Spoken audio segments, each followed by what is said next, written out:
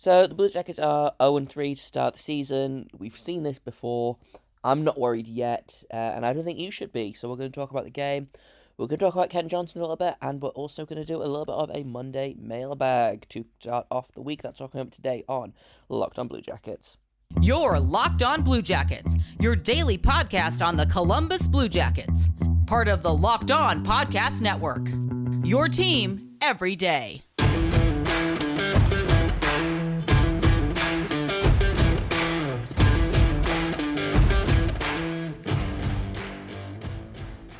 Hello and welcome to Locked On Blue Jackets. I'm part of the Locked On Podcast Network, your team every day. My name is Jay Foster. I am your host, here to talk about all the good, the bad, more bad than good recently, of your favourite team and mine, the Columbus Blue Jackets.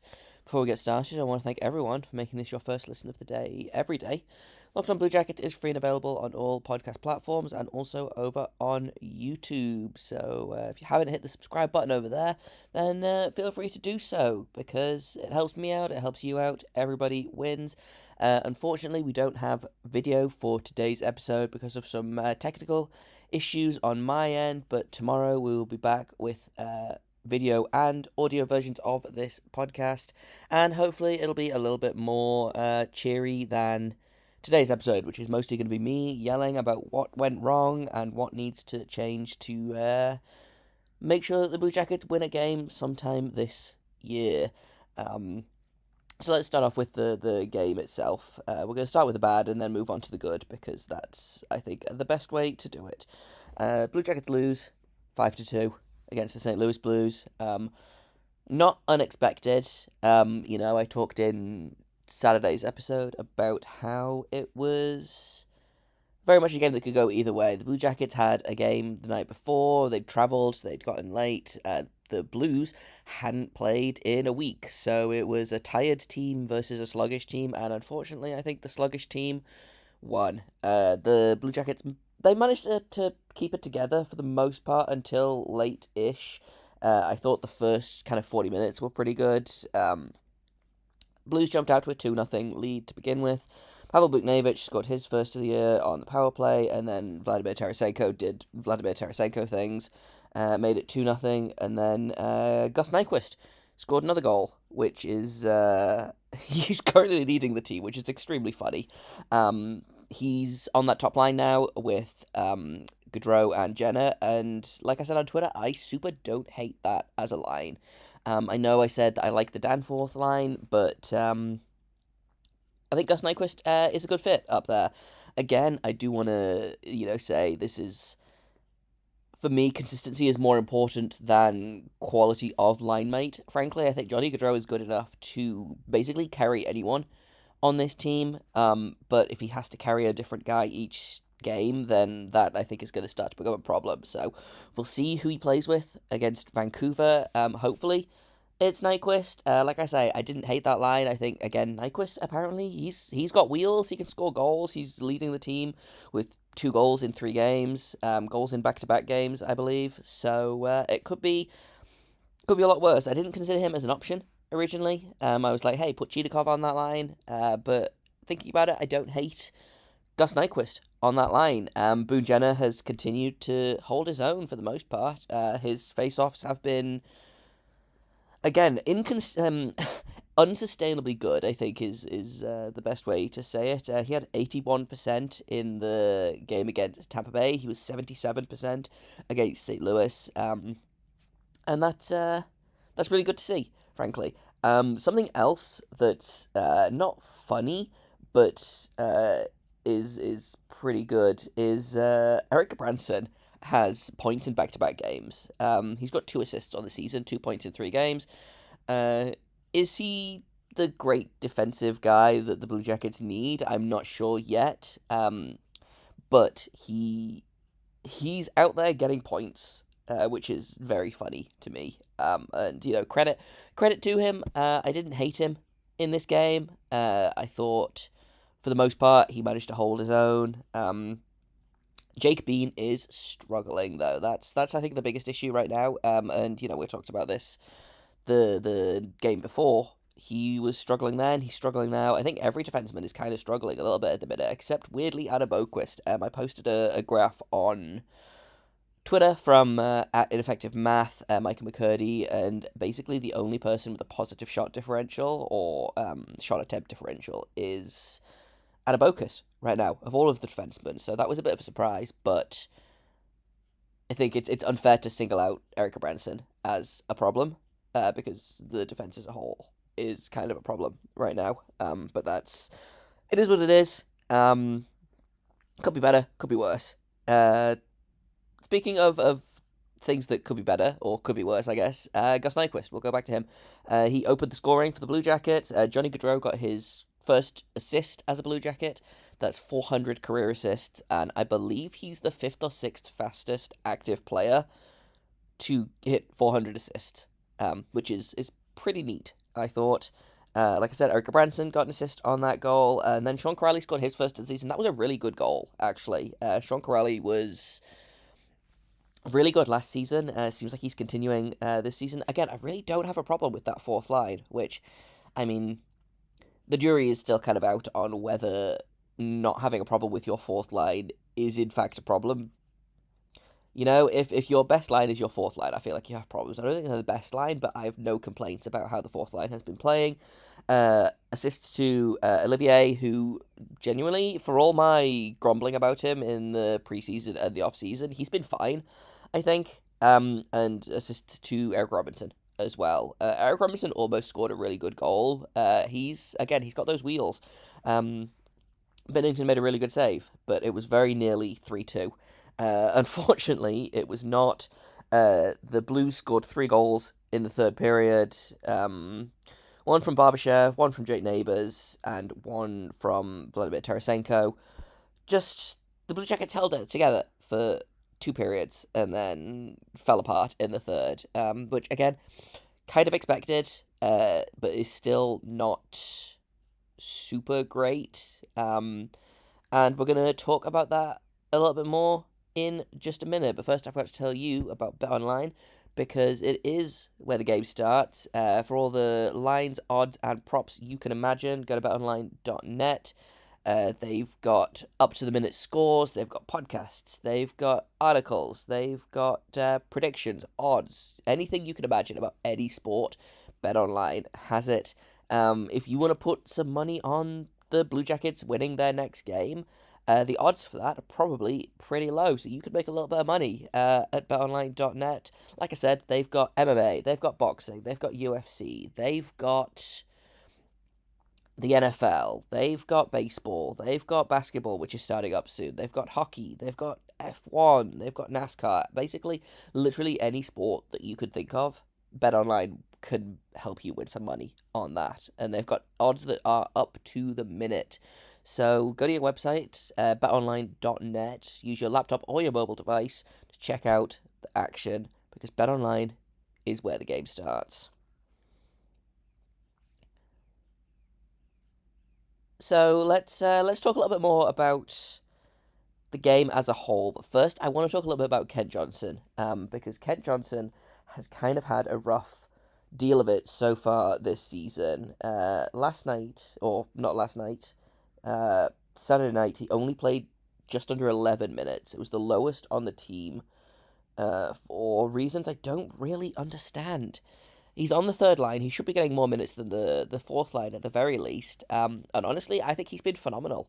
I believe he out attempted the Blues like 12-3 in the game, despite only having 10 minutes of ice time.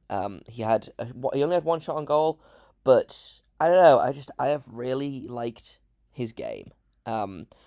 He was one of the only players that had a positive or a not a negative goal differential. On that note, Andrew Peeke had a very good game. In terms of not being on the ice for goals, unlike the opener when he was on the ice for 3 of them. He was a +2. Again, I don't necessarily think plus minus is a stat that you can use as the be all and end all, but shout out to Andrew Peeke for not being on the ice when a goal happened for maybe the first time this season. But in terms of Kent Johnson, he broke even on plus minus. I don't know, I liked his game. I think he's controlling the play. I think he's doing a really good job with very limited ice time. And I think he should be rewarded for that. Should he be moved up the lineup? Probably. I don't know where he would go necessarily. Even with line A out, I think you want to keep that Gaudreau, Jenner, Nyquist line together. And then the second line, the Roslovic, Chidakov, Voracek line.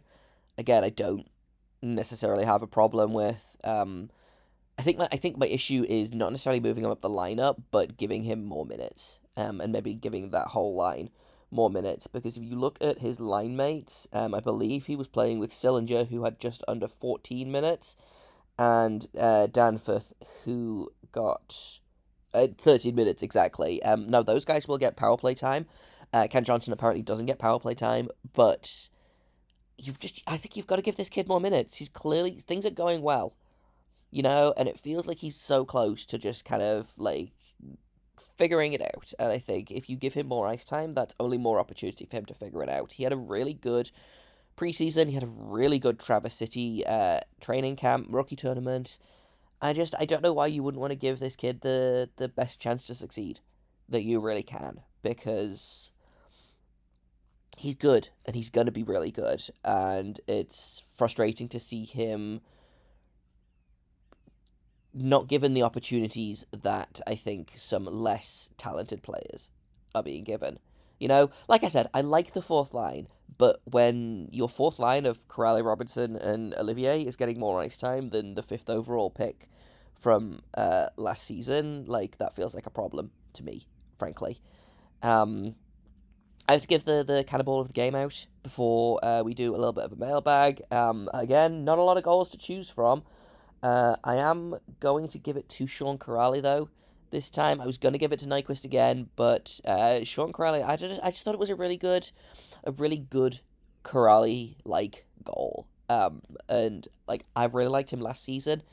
I think he's going to have a strong season this season. And that fourth line, like I said, I don't have any problems with the fourth line. So, kind of fourth line as a whole, it was a fourth line goal, but specifically Sean Crowley gets the cannonball from me today, and that's my summary of the game. Is more ice time for Kent Johnson. Shout out to Sean Corrali. Something has to change on the defense. I didn't even get into that, but something has to change.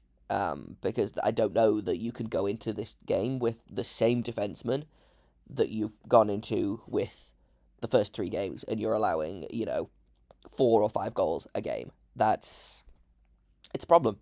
It's going to continue to be a problem. So we'll see if that changes for Vancouver. Hopefully. I don't necessarily know who should be moved out of the lineup. Like, my option, I think, would be either Bean or Gabranson. I think probably Bean, because I personally would take Gabranson out, but I don't think he's getting taken out because veteran, etc. So if they take Bean, if they take Jake Bean out, put Nick Blankenberg in there, like, and maybe that will. I don't know that swapping out your third defense pairing will, like, make a huge difference, but I don't know. You've got to change something. You can't go into a fourth game with the exact same defensive lineup. Switch the pairings around. I don't know, but I don't know. We'll see. We'll see. I'm not super hopeful, but we'll do a preview of the game against Vancouver tomorrow, and hopefully it will all be fine, and the Blue Jackets will win, and everything will be okay. Like I said at the top, I don't think it's time to worry yet. The Blue Jackets have gone 3-0 before.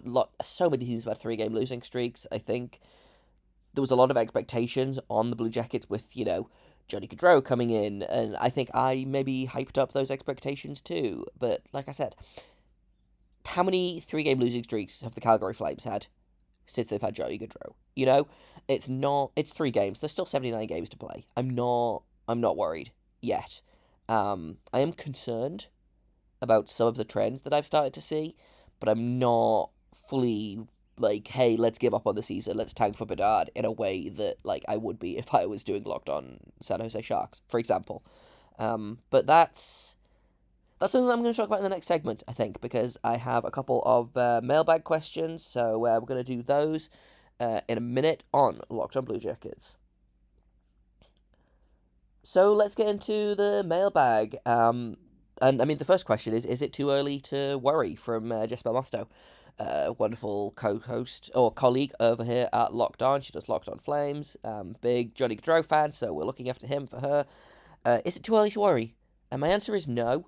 I don't think it's too early to worry. I understand that, and I do it too. It's very much if they lose a game, like, season is over, everything is terrible. What is even the point of continuing? I don't think it's early. I don't think it's too early to worry. I think the Blue Jackets have started. Well, Blue Jackets have certainly started seasons worse. Come talk to me when the Blue Jackets go 0-8 again. I hope to God that doesn't happen. But I've seen worse starts from the Blue Jackets. And I've seen worse starts, and they've gone on to make the playoffs. I've seen worse starts from other teams, and they've gone on to make the playoffs and do really well, So I don't necessarily think it is something to worry. I think some of the on-ice play that I've seen, like I said in the last segment, is concerning to me, but it's nothing that I don't think nothing that can't be overcome by some lineup tweaks, some systems tweaks, maybe. I think I'll be interested to see. Like I say, I think the Vancouver game is going to be really interesting, because I think 3 games is enough to get a sample size of, hey, this isn't working, let's switch something up. I'll be interested to see what Brad Larson does for Vancouver. And I think that will really be the mark of how this team does, is how Brad Larson responds to these 3 games. Because I do think this team is better than their record. And this team is better than allowing 14 goals in 3 games. So we'll see how it goes. But no, I'm not worried, is the short answer. My favorite snack from the concession stand. So they do have a Tim Hortons there. So I always like to get a hot chocolate and some Timbits in the third period of a game. But they also do, not really a snack, but they have a Brewdog bar there, and they do Elvis juice, which is not named after our Elvis, but I do like that they've made that connection, and it's this, like, really nice hoppy grapefruit beer that just tastes good as hell. And so I always try and get an Elvis juice in the first intermission, and then in the second intermission I will get a hot chocolate and a little box of Timbits from the Tim Hortons. So that is my favorite snack. They do a bunch of really good food there. I know everyone likes the bacon on a stick from Nationwide. I personally don't, but I no complaints about the food at Nationwide, frankly. Anna Shea wants to know, at this point, are the special teams actually cursed? Yes. The penalty kill, not that bad. I don't know what the penalty kill is like at the minute. I think that they've only allowed 1 goal in the last 3 games, so the penalty kill should be looking pretty okay. But the power play, man, something, again, cursed. Just super, super cursed. Extremely haunted, and for why? I don't know. I think partially Laine missing is making a difference. He's kind of the big gun on the power play, but again, I think something's got to get changed up on the power play. Something's got to be tweaked. But also, maybe this is just what the power play is. Maybe the power play is just cursed, and they should, I don't know, sacrifice a goat at center ice to fix the power play. Another question, what's my biggest concern? Honestly, so far, it's the defense.